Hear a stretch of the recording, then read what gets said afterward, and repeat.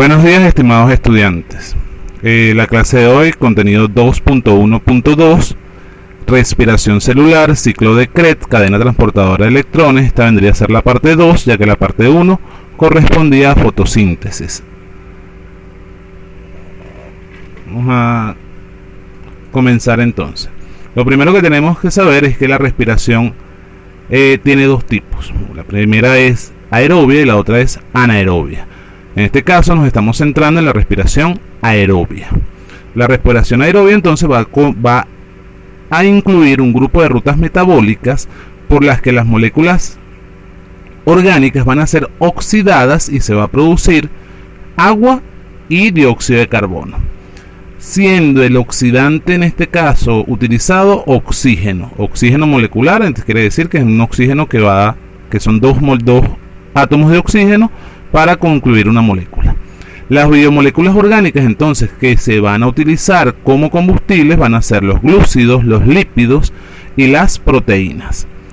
La glucosa va a ser el principal combustible metabólico debido a la facilidad de su utilización y movilización. Es por ello que en la alimentación lo que es la glucosa se consume de forma muy rápida.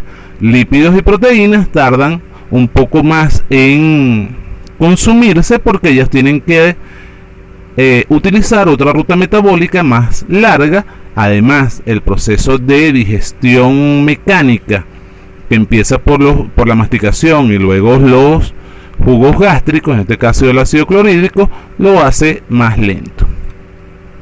Dentro de las rutas catabólicas utilizadas para la respiración aeróbica vamos a tener la de los aminoácidos, la de los glúcidos y la de las grasas. Cuando hablamos de glúcidos estamos incluyendo a todas las azúcares que se van a descomponer por la vía de la glucólisis. Cuando hablamos de aminoácidos, entonces estamos hablando de proteínas que se van a descomponer en sus aminoácidos, y esos aminoácidos por un proceso de desaminización van a entrar al ciclo del ciclo de Krebs mediante el ácido pirúvico. Casi todos van a entrar, estas rutas vías catabólicas, casi todos van a entrar por el ácido pirúvico al ciclo de Krebs. En las grasas van a sufrir una beta oxidación y ellas también van a entrar al ciclo de Krebs de la respiración celular por la vía del ácido pirúvico. A partir de allí entonces se van a formar una molécula importante, que es la acetilcoenzima, que es la molécula que va a estar incorporada directamente al ciclo de Krebs para sufrir todas las rutas metabólicas y enzimáticas que van a dar como resultado la obtención de la energía de esos combustibles y la producción de dióxido de carbono y agua. Cabe destacar que la flecha que ven de allí desde proteínas en el lado de aminoácidos también por desaminación pueden entrar sin pasar por la vía del ácido pirúvico al ciclo de Krebs. De ahí la importancia de consumir proteínas.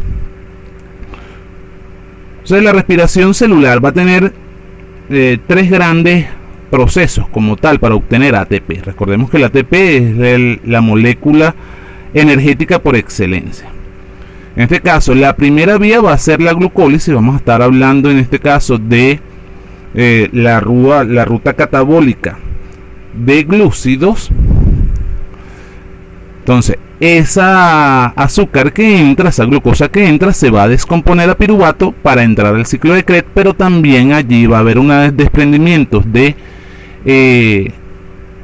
NADH y una molécula de un protón de hidrógeno que pueden entrar a la cadena transportadora de electrones para facilitar otras reacciones energéticas. En el ciclo de Krebs propiamente dicho vamos a obtener de nuevo más ATP. En todos vamos a obtener ATP. Ya vamos a ver los procesos como tal que se están ocurriendo en ese momento. Vamos a obtener NADH y FADH2, que entran esas moléculas a la cadena transportadora electrónica para poder producir el ATP total. Entonces, procesos básicos. Fosforilación al nivel de sustrato ocurre en la glucólisis. Fosforilación también a nivel de sustrato para producir ATP va a ocurrir en el ciclo de Krebs.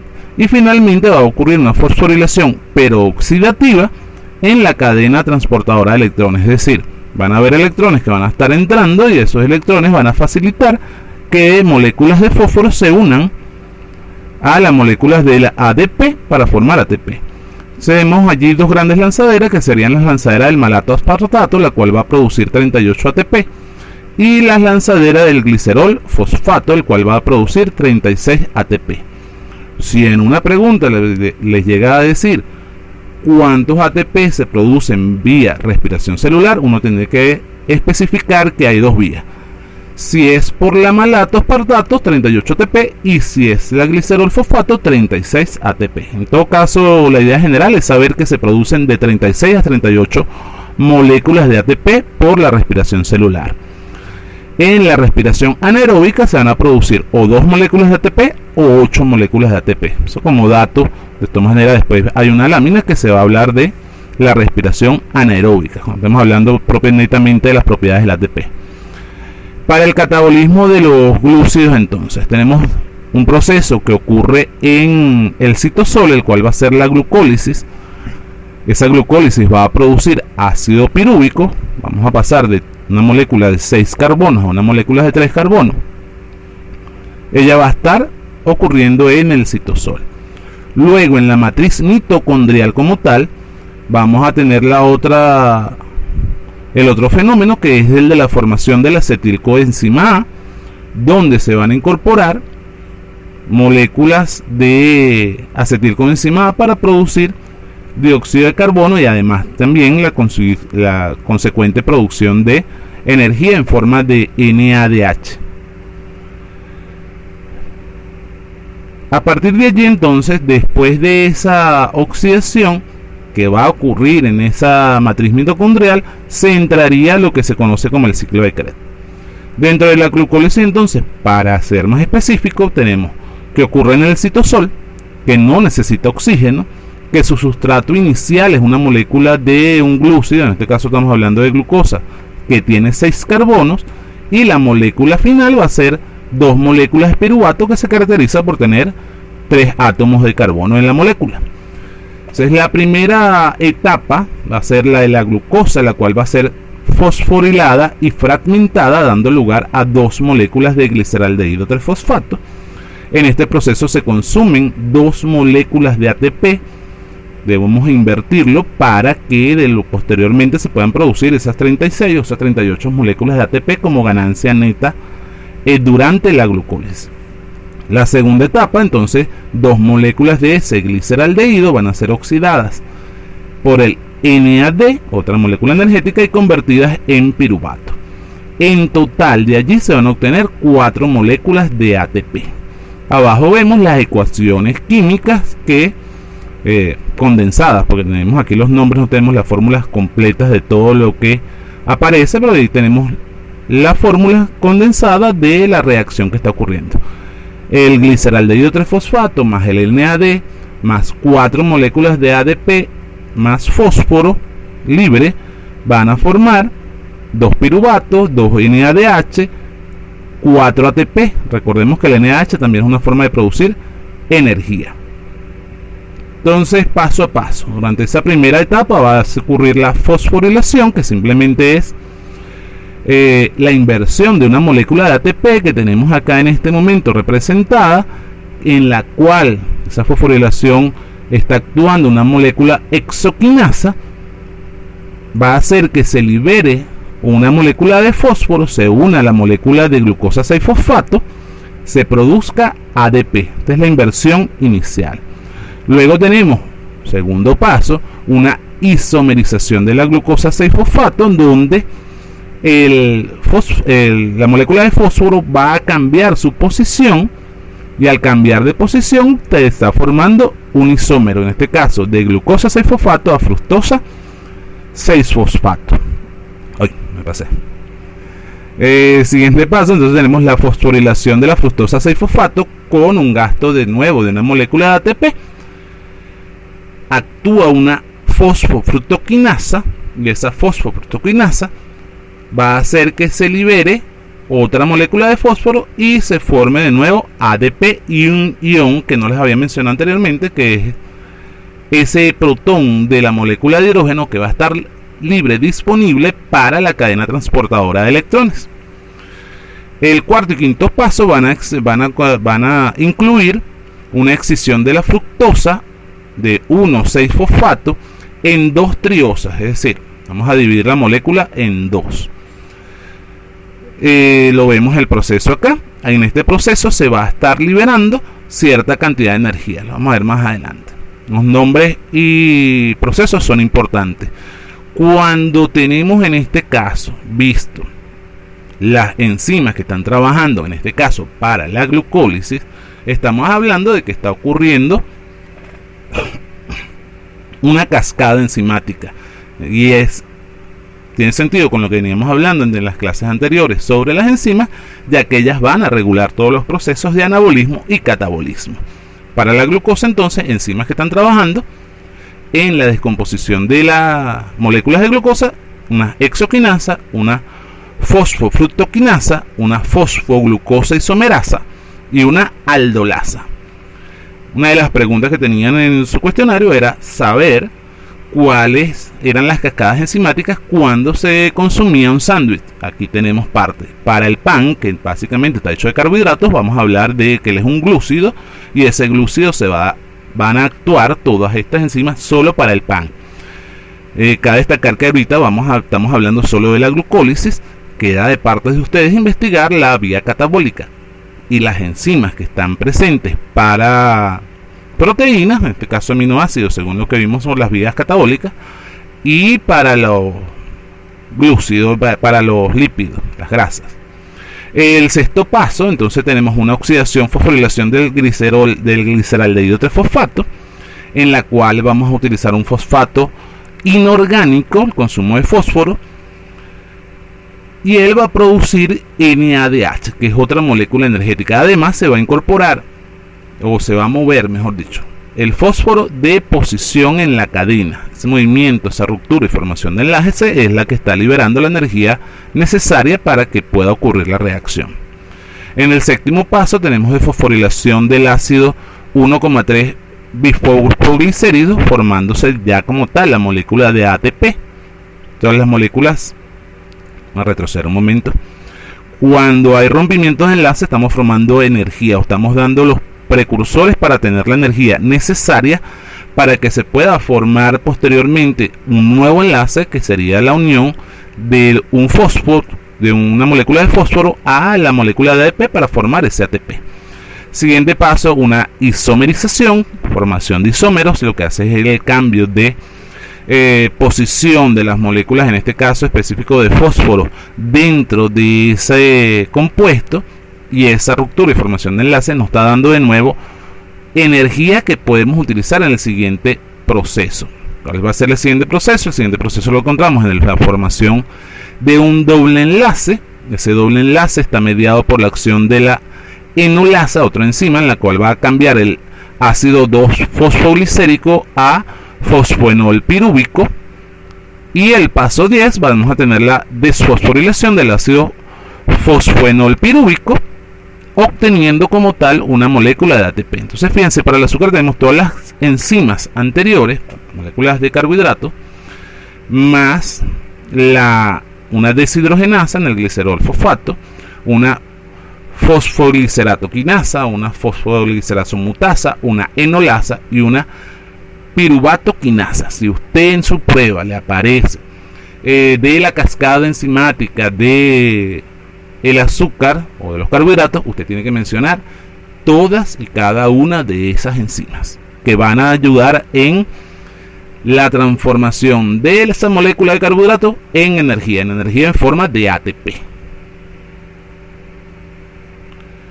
Entonces, resumen de las etapas, ya con las fórmulas generales de lo que está ocurriendo a cada uno de ellos y cuáles son los procesos. Entonces, por proceso tenemos fosforilación, isomerización, una fosforilación nuevamente, un cambio posicional. En este caso teníamos allí, se me olvidó el nombre, una isomerización, disculpe, una oxidación con fosforilación, una fosforilación al nivel del sustrato, de nuevo una isomerización, una deshidratación, ya que se está desprendiendo agua en el proceso, y finalmente una sustracción a nivel del fosforilación, donde vamos a agarrar una molécula de fósforo y la vamos a unir a las moléculas de ATP.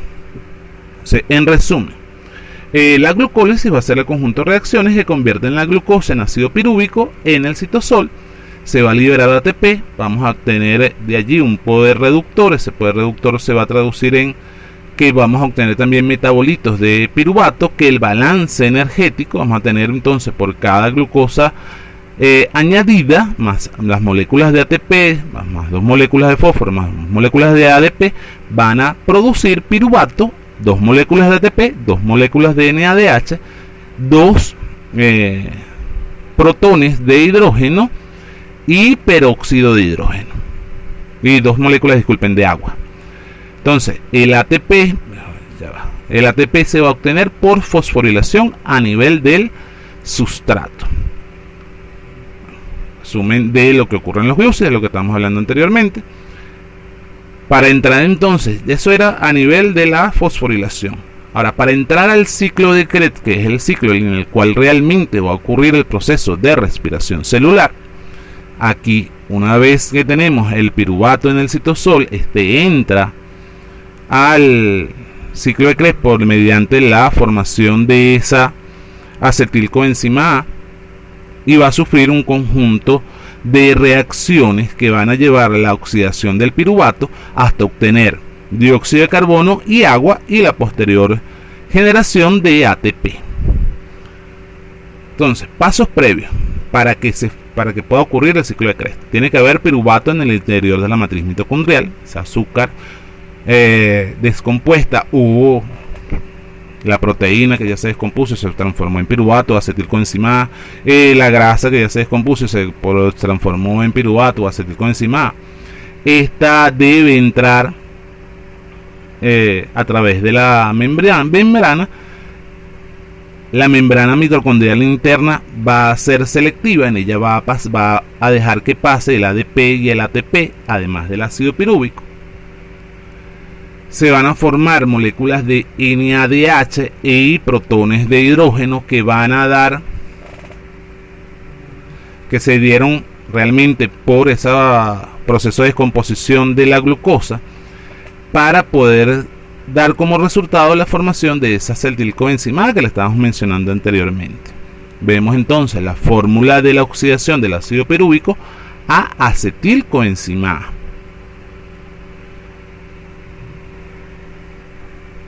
Fíjense, del citosol, antes de entrar a la mitocondria va a entrar de forma selectiva a través de la membrana piruvato. Ese piruvato se va a transformar en acetilcoenzima A, y esa acetilcoenzima A es la que se va a entrar en el ciclo del ácido cítrico, ciclo de Krebs, para producir las moléculas energéticas necesarias y los dióxidos de carbono.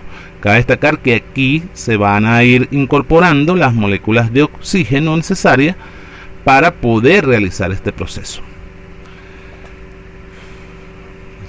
Modo de información: en la ruta final de la oxidación de la glucosa y de la mayoría de los combustibles metabólicos, la función va a ser oxidar el grupo acetilo de la acetilcoenzima A dióxido de carbono, al mismo tiempo que se van a reducir las NAD y las FAD para formar NADH y FADH, que son moléculas energéticas.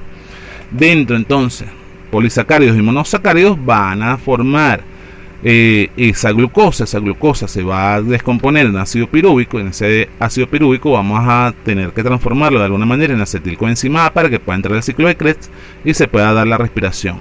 Tanto proteínas como lípidos van a tener que llevar un proceso similar, en el cual las proteínas se van a descomponer en los aminoácidos esenciales. Estos aminoácidos se van a descomponer hasta formar ácido pirúvico o hasta formar acetilcoenzima A.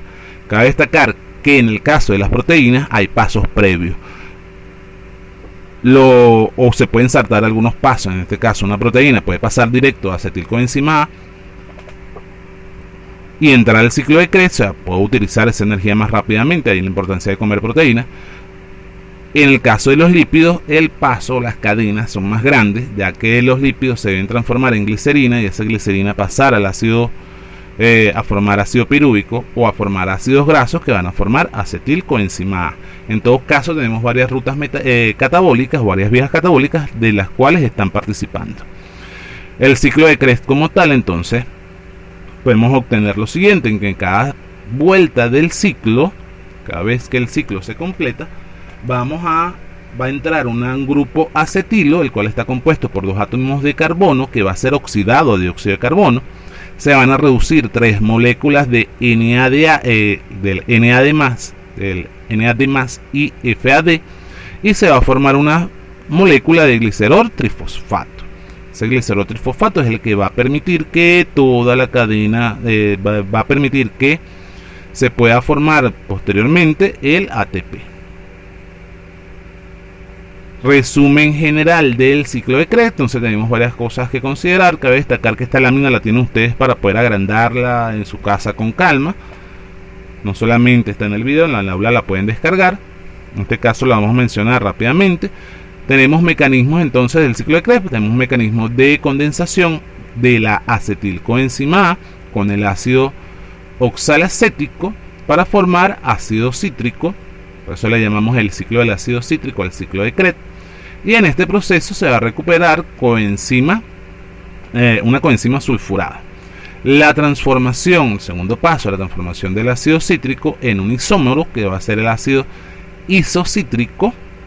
La descarboxilización oxidativa del ácido isocítrico va a transformarse en beta cetoglutárico con la formación de dióxido de carbono y NADH más un protón de hidrógeno que se desprende, se volvió loca, más un protón de hidrógeno que se desprende, un glicerol 3-fosfato que va a formarse posteriormente el ATP.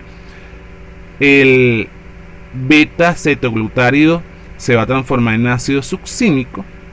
Vamos a ver que son rompimientos. En resumen, se van a romper enlaces, se van a formar nuevos enlaces, y esos enlaces son los que van a permitir no solamente que se formen nuevas moléculas, sino que también esas nuevas moléculas tengan carga energética, y esa carga energética permita posteriormente utilizar esa energía almacenada en la transformación de los mismos en ATP o la incorporación de los protones y electrones que van saliendo de allí a la cadena transportadora de electrones.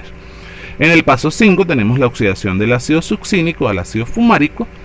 Esta oxidación se va a realizar por la formación de dobles enlaces. Los electrones van a ser transferidos del FAD al FADH2. La adición de agua al doble enlace va a formar el ácido malónico. En el séptimo paso, el NAD del alcohol del ácido malónico se va a transformar en el ácido oxalacético, que es la que va a cerrar el ciclo. Posteriormente, después de eso, empezamos de nuevo a el paso 1, una condensación de la acetilcoenzima A con la unión de ese ácido oxalacético que obtuvimos en el séptimo paso. Paso 1 y paso 2 están íntimamente relacionados, por eso es que hablamos de un ciclo. Repaso de nuevo, tenemos proteínas, polisacáridos, azúcares y lípidos que se van a descomponer, se deben formar en piruvato, pero aquí tenemos ya los pasos de qué es lo que obtenemos al final. Cuando las proteínas pasan de aminoácido, van a ser utilizadas por el ácido pirúvico. Antes de entrar allá hay un desprendimiento de unas moléculas de nitrógeno que son las responsables que se forme la urea, parte de nuestros productos de desecho, que se desprenda agua y que se desprenda dióxido de carbono durante el proceso de respiración. O sea, el ciclo de Krebs, ¿cuál es su balance para cada molécula de glucosa? Que es lo que estábamos centrados ahorita, entran moléculas de azúcar. Vamos a tener que deben entrar 2 acetilcoenzima A, 6 NAD con sus respectivos protones, 2 FAD, 2 GDP y 2 moléculas de fósforo con agua para formar dióxido de carbono, GTP, que se va a transformar en ATP, 6 NADH, que también lo podemos, que es la energía que está almacenada para poder formar ATP, y FADH2. El GTP lo vamos a obtener por fosforilación a nivel de sustrato. Resumen propiamente dicho de las moléculas, lo que estábamos mencionando anterior. Vemos el acetilcoenzima A, vemos el SN, el NAD, la transformación en NADH porque se incorpora un electrón aquí en esta vía, la formación de CO2.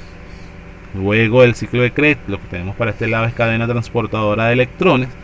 Vamos a obtener, va a entrar, mejor dicho, NAD+, y se va a formar NADH porque se incorporan esas moléculas de hidrógeno. Vamos a tener ADP que se va a unir al fósforo que tenemos allí para formar ATP y acetilcoenzima A, y FAD que se va a transformar en FADH2 con la subsecuente producción de dióxido de carbono. Será el ciclo de Krebs y un resumen de lo que viene ahora, que es la cadena transportadora de electrones y la fosforilación oxidativa como tal. Ellas ocurren a nivel de la membrana interna de la mitocondria. En este caso, dos procesos básicos. Uno, de la regeneración del ATP en los organismos, mejor dicho. Uno, la fosforilación oxidativa, que es el medio para regenerar el ATP. Ese medio para regenerar el ATP en los organismos heterótrofos,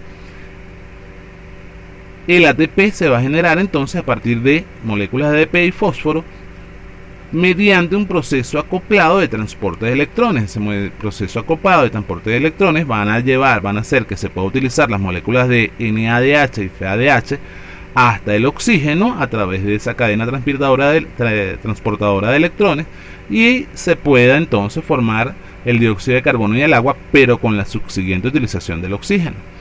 En eucariotas, la cadena respiratoria se localiza en la membrana interna, lo que le estabas diciendo de la mitocondria, y en ella estaban agrupadas 4 complejos que se sitúan en diferentes transportadores. Los componentes de esos complejos son proteínas, pero esas proteínas también algunas tienen la función enzimática, y entonces tenemos, por ejemplo, cuando se trabaja con la del ATP, tenemos la ATP sintetasa. Los demás, proteínas que van a permitir el paso a través de la membrana la membrana interna de la mitocondria. Entonces, esa cadena transportadora electrónica y la fosforilación oxidativa, el NADH, va a ceder sus electrones a una primera molécula sectora de un complejo 1, ya lo vamos a ver en la gráfica, con lo que el NADH se va a reoxidar y queda reducida esa molécula aceptora. Esta a su vez cede electrones a un segundo aceptor que se reduce reoxidando al primer aceptor. El proceso sigue varios pasos hasta llegar a reducir los electrones de O2 y la liberación de energía subsecuente de esa liberación de esa reducción del que va a originar el oxígeno, para poder como tal formar las moléculas de ATP mediante la ATP sintetasa, la consiguiente liberación de energía. En el FADH va a ocurrir algo similar. Él va a ceder sus electrones y va a hacer casi lo mismo que el NADH, ceder los electrones para una vía y poder formar el ATP. De allí que sea necesario que haya bastante ADP disponible, más inclusive que el propio ATP, porque a partir de él es que vamos a formar las moléculas de ADP como tal. Esa descomposición del NADH, el NADP, para poder formar la molécula de ATP. Vemos lo que se veía anteriormente. Tenemos un complejo 1, tenemos un complejo 2, un complejo 3 que están mediados. En este caso el complejo 3 está mediado por una molécula de citocromo. En este está mediado por un complejo de coenzima Q. Son proteínas. La ATP sintetasa es una proteína con fusión enzimática, en este caso catalítica, para poder formar el ADP. Ella lo que va a ocasionar es que se pueda utilizar todos los electrones de las cadenas de la ruptura de enlaces previa y esos electrones o protones en forma de hidrógeno y electrones que están dentro de la matriz mitocondrial puedan utilizarse en las subsiguientes reacciones para poder dar como resultado el ATP, el CO2 o el agua. Resumen de lo que ocurre entonces en la matriz mitocondrial, que es lo que estábamos explicando anteriormente, y quién actúa. Vamos a tener como cascada enzimática que va a actuar la NAD deshidrogenasa, va a actuar un complejo citocromo, va a actuar el succinato deshidrogenasa. En el proceso general, ¿qué se obtiene? Vamos a obtener electrones dentro y fuera de la molécula. Vamos a obtener dentro de la matriz, vamos a obtener electrones. Fuera de la matriz, por ese proceso de desincorporación de ese hidrógeno, vamos a obtener protones de hidrógeno. Eso es lo que va a originar una carga eléctrica. En el cuadro que vemos acá, vemos los NADH, y luego qué es lo que se produce, que es NAD. Si nos damos cuenta, están liberándose los hidrógenos que van a ser utilizados para la formación de agua. Pero antes de formar el agua, ellos van a ayudarnos a transportar energía por medio de rompimiento y formación de enlaces dentro y fuera de la matriz mitocondrial. No solamente se va a formar el ATP. Entonces, en el citosol, entonces vamos a obtener cómo ocurre ese paso de electrones dentro de la matriz. Él va a descomponer el NADH para formar NADH+, quedando con una carga negativa. De ahí está el electrón. Afuera va a quedar en la carga positiva, que es el hidrógeno. Va a ir viajando esos electrones a través de esa cadena transportadora de electrones y los mediadores que tienen, ya mencionamos, coenzima Q y citocromo, para que esos electrones viajen a través de todos los complejos proteicos, complejo proteico 1, 2 y los que hayan, para poder ir realizando los intercambios tanto de electrones como de formación de enlace, poder producir agua, poder producir ATP.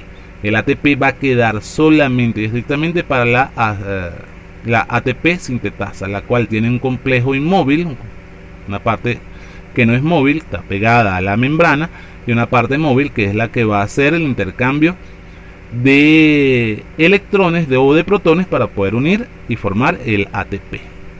Vamos para acá.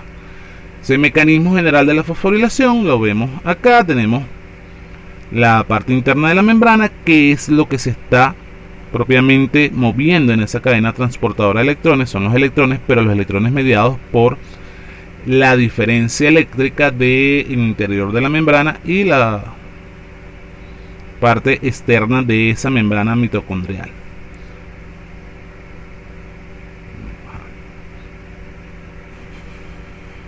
Se resumen de esa cadena transportadora de electrones. Tenemos que se obtiene la mayor parte de energía que estaba contenida en la glucosa, que se recuperan las coenzimas transportadas de los electrones en su formación, en su forma oxidada.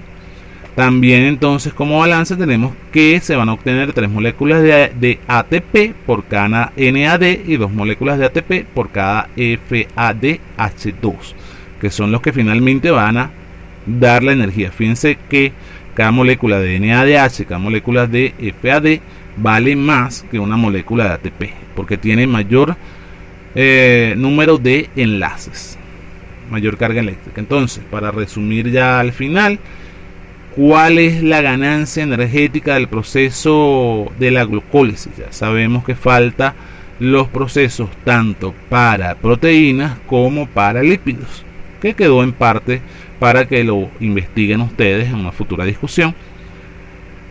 Entonces, tenemos proceso, tenemos glucólisis, tenemos respiración. La glucólisis se van a producir 2 ATPs, pero también debo invertir 2 ATP. Aquí estamos hablando de ganancia neta, porque inicialmente dijimos que se estaban produciendo 4 ATP.